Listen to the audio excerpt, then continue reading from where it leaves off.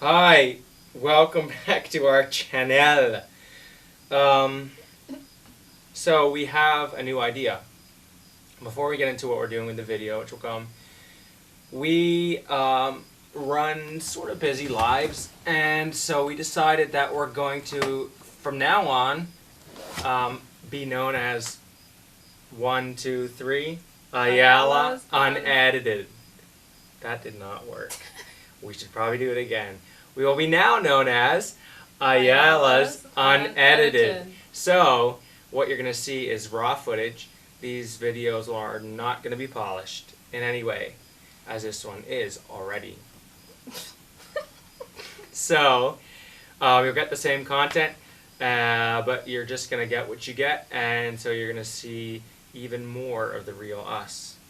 So, that's what it's going to be from now on. So what are we doing for this video? Today we're going to just try to answer some of the questions that people have asked us after we posted our previous videos, and just try to answer some of those and see what we come up with. Alright, yeah, so answering questions. Who wants to start? You want to start? Alright, the first one, do you both get to do much volunteer work outside your community? So the answer varies depending on who you are. For me, I definitely have done volunteer work outside the community.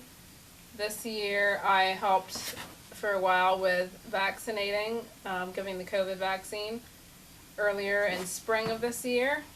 So that was a lot of time spent off the community doing that kind of thing. And obviously, as people have time or their work allows, yes, they can definitely go and volunteer off the community, and I actually really like to do that. I wish I could do that more. However, my job is pretty busy, and I can't get away very often, being a nurse in our clinic in our community. So that's me. I volunteer all the time because I work at the school here, and so we are always out and about doing projects for other people. A lot of it's seasonal, mid to end of summer to fall, taking vegetables to people.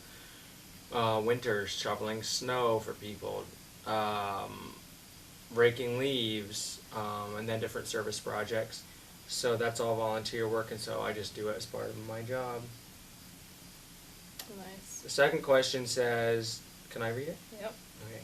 It says, what is your faith statement? What is your faith statement?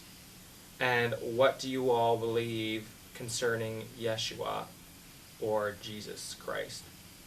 Well, the Jesus part's easy. We believe in him. We both say we're followers of Jesus. So that's that, right? Yes. Okay. And then what is our statement of faith? The other part, that's a bit more complicated, but I think is not too complicated to answer. So what would you say for that?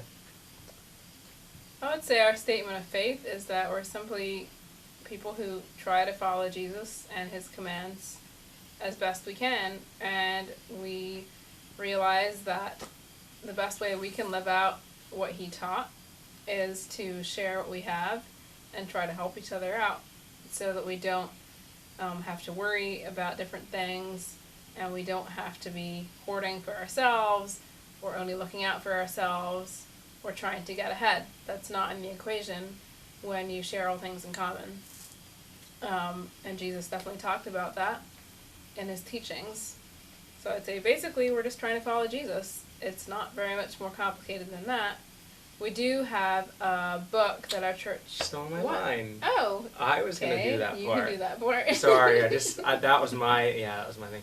Anyways, so, yes, we do have a book that, the actual, I guess, outline of how our community functions and what our beliefs are that everyone has agreed to who's a member, is written in. So the book is on our shelf, and it's called what? Foundations of our faith and calling. They did not hear that. I thought you were going to introduce Oh, Foundations of Our Faith and Calling. So this book, if you're like visiting or you want to know more, you have a special friend in the community, like us, we could get it for you, and you could open... Oh, it's also online. On the Bruder Hope website. You can find it, I'm pretty sure. So it's pretty straightforward. Basis of our faith. There you go. What is your statement of faith there? Page 1. Turn to page 1 and your question will be answered. So that's it. But it's also good to just hear from people. So yes, we try to follow Jesus, and this is the book that our community has tried to write it down. But this is pretty new. I think we're done with that question now. Yeah. The third question is, do you guys believe in angels? Why do you laugh? Not funny. It's the good angels. No, I'm just laughing at you. Oh, sorry. Yes, I believe in them. So I do think there's absolutely guardian angels who watch over us and protect us from a lot of things, and maybe sometimes come to our rescue and help us out, or are there to comfort us when we're really sad. And they might come in a form of a person that happens to be there. I think God can touch us through people and angels. Well said. I agree. 4. This is the last one. Do you two feel as if you face prejudice in the Bruderhof? I've never heard this question before. I'm kidding. People ask this all the time. And obviously it probably most likely has to do with the fact that we are both black. So it's fine. It's a fair question. I would say that yes, I have faced prejudice in the Bruderhof. Instances of racism, surprise, surprise, they happen. However, when they happen, they get dealt with on a face-to-face level, and I think also heart-to-heart, because I believe that if I want, people to come together and be united under Christ, then these issues have to be worked out, and both sides of the argument have to want to actually love and respect the other person at the end. So yes, I would say I have faced prejudice in the Bruderhof, but it's not a lot, and when it has happened, I've struggled through it with the individual till there is, first of all, recognition of like what was not okay about the situation, and to work to have an actual friendship with that person. Doesn't happen overnight. We're all human, but it's okay. What would you say? Yeah, I would say the same thing. I've had similar experiences as Ruben, obviously. But like he said, this is an environment where you can work that stuff out, and it doesn't become something that then divides you for the rest of your life, and then you have to oh, that person this person that, and backbiting, and I hate them, and posting on social media like nasty things about them. Like, no. If we really love each other, then we're going to try to figure it out and try to help them and try to make, have them realize that, hey, that's not a really great thing that you said, and now at least we're brothers and sisters and we can talk about it. But maybe if you say that to someone else who looks like me, it's not going to be very nice, and they might react very differently. So whatever, it's a learning curve, and we all learn about each other, even not necessarily people of color, just within the community. So it's just an element of human respect, I guess, which we learn from each other every day. Yeah, I would just boil the whole thing down to 2 things. First of all, the education is important.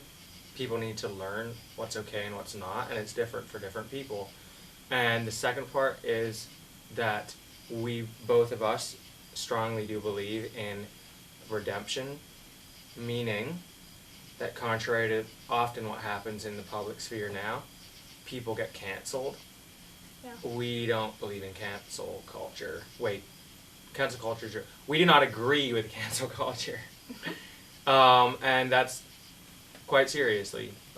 We believe in redemption. So that's the difference. It's the main difference. So great question and great questions. Keep them coming. But I think we're done now. That's it.